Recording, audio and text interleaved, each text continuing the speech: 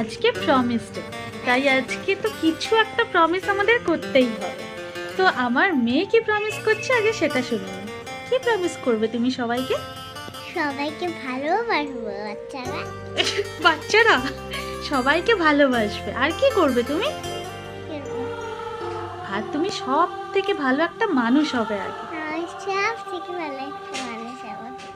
আমি কাউকে কষ্ট দেব না, আমি কাউকে কষ্ট দেবো না। আমি সবাইকে হেল্প করব। আমি সবাইকে হেল্প করবো। আর আমি প্রমিস করছি যে আমি একটা খুব ভালো মা হব।